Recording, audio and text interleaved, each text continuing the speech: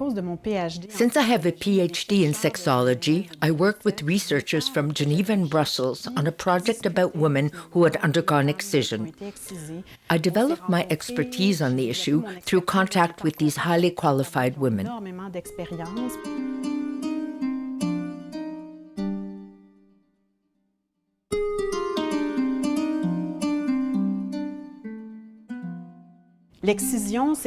Excision deeply affects women, both physically and psychologically. It's all connected, and when we work with women who have suffered excision, we have to treat them on a global, holistic level.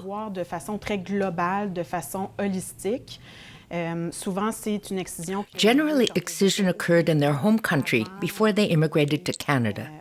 I had several teenage patients who underwent excision when they returned to visit family in their country of origin.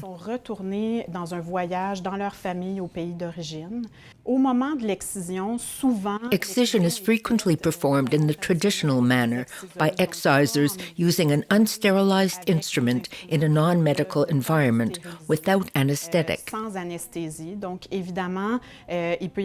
There can be direct consequences such as infection of the wound and hemorrhaging. The clitoris and vulva contain many small blood vessels, so considerable bleeding can occur.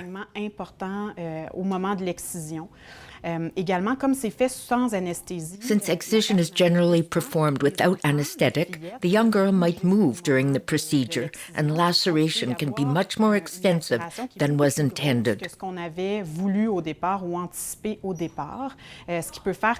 can affect another part of the vulva, even the bladder or urethra, through which we urinate.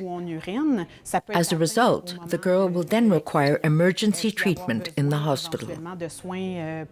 À l'hôpital en urgence. Reusing unhygienic instruments to perform excision on several young girls can result in the transmission of STDs. HIV, hepatitis B and C are infections that risk being transmitted through excision. If a girl is old enough at the time of her excision, there are immediate psychological effects. She can experience and eventually recall trauma and extreme fear of the pain.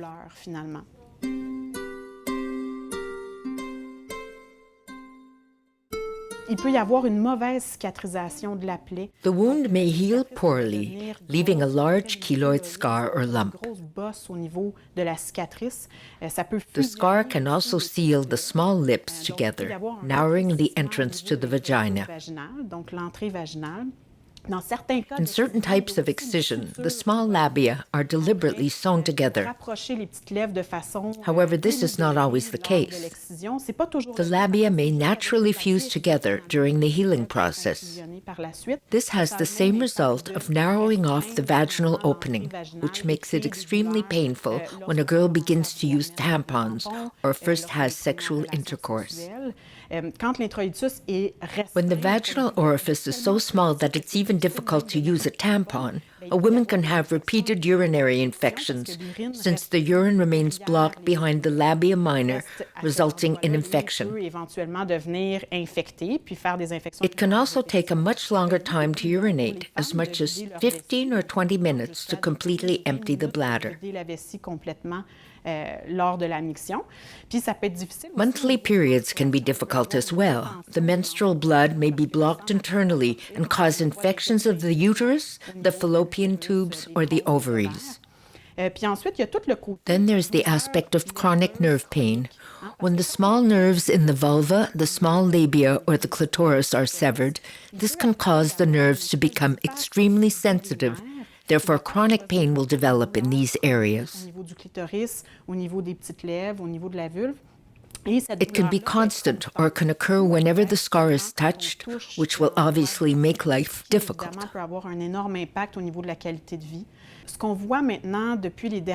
Over the past 2 decades, we observe that girls are being mutilated at an increasingly young age, from newborns to 3-month-old infants.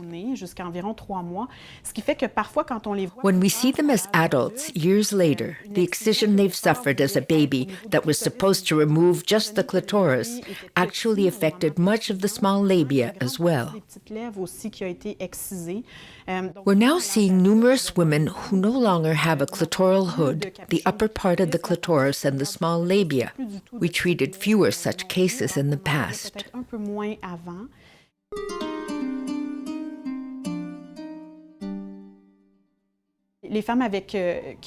Women who have undergone excision are often uncomfortable discussing that area of the body.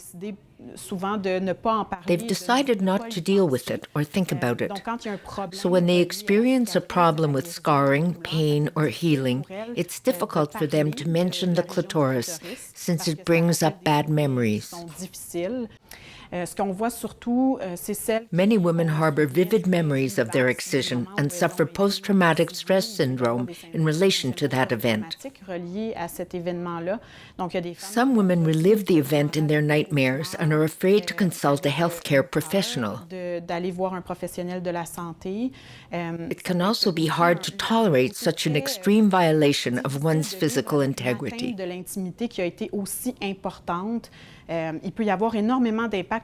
Excision can have a major impact on women's sexuality.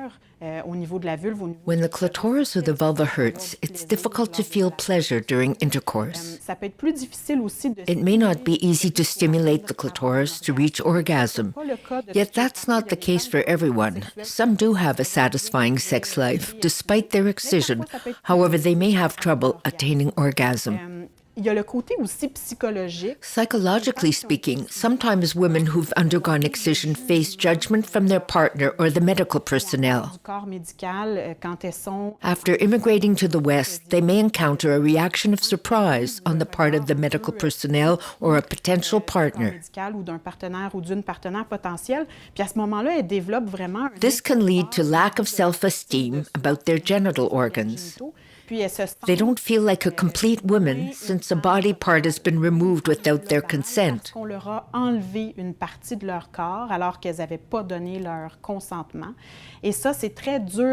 It's very hard for them to live with the idea that some part is missing.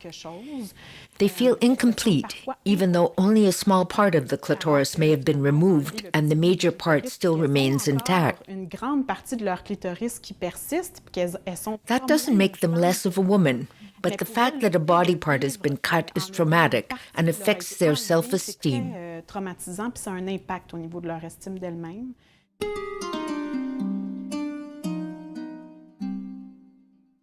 One of the main problems created by excision is tearing that occurs in childbirth. If there's some scar tissue, it will reopen when a woman gives birth, and it will be difficult for a doctor to repair who has not previously encountered excision.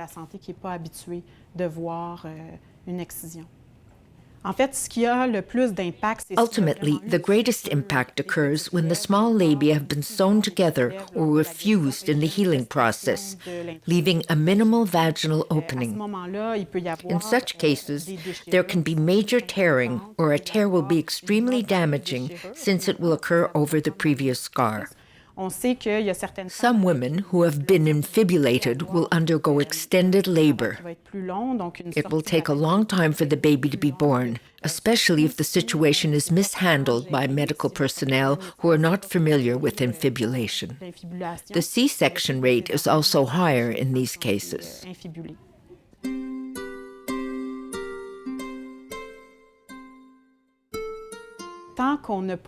If we don't inquire, we won't know. Sometimes the effects of excision aren't that evident when we do a physical examination.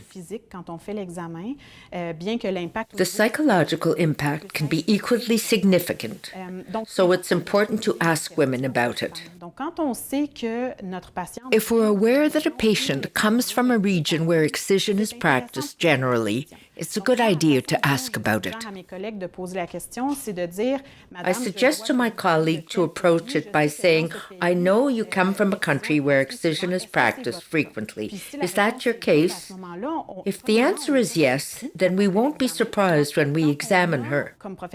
And once a health professional has diagnosed excision, it's important to find out what impact it has on the patient's life. You should ask the patient how excision has affected her life. Perhaps it hasn't had an impact on a particular patient, but if it has, just the fact that she's been asked about it will allow her to open up and express a variety of concerns. Then we're able to refer her to professionals who are used to working with patients who've undergone excision. If the impact is more on a psychological level, it's advisable to see a person who can help with that aspect, such as a psychologist or a sexologist, if the issue is of a sexual nature. A wealth of community resources exist in Quebec to assist vulnerable women who have immigrated recently. Organizations such as RAFIQ, La Maison Bleue, which has 2 Montreal locations, and the CLSC, which offers various community services. It's possible for a team of professionals to support these women by addressing all their issues.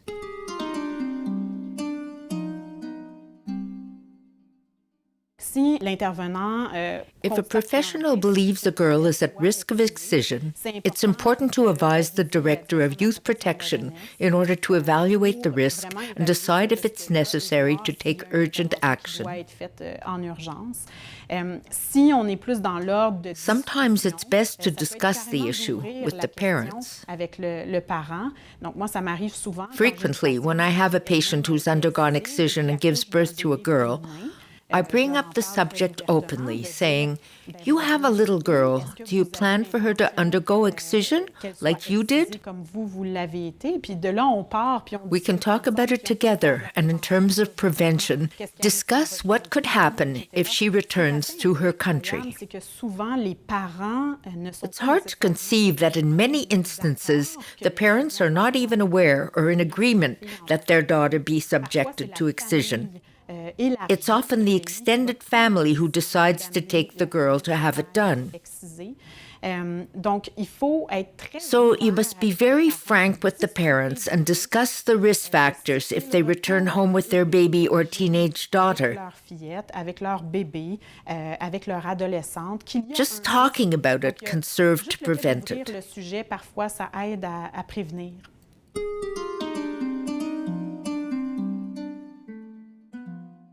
The Society of Obstetricians and Gynecologists of Canada has established a line of conduct governing the treatment of patients who suffered excision and to prevent the medicalization of that practice. The organization officially prohibits doctors from performing excision for whatever reason. The Quebec College of Physicians has also adopted this position, stipulating that under no pretext do doctors have the right to perform acts of excision. Similarly, in cases of childbirth, if a patient has been infibulated and is disinfibulated when giving birth, her physician is not permitted to reinfibulate her. We're beginning to speak about this more openly. The SOGC has stated its policy. The information is circulating more, albeit rather slowly. More advocacy is still needed.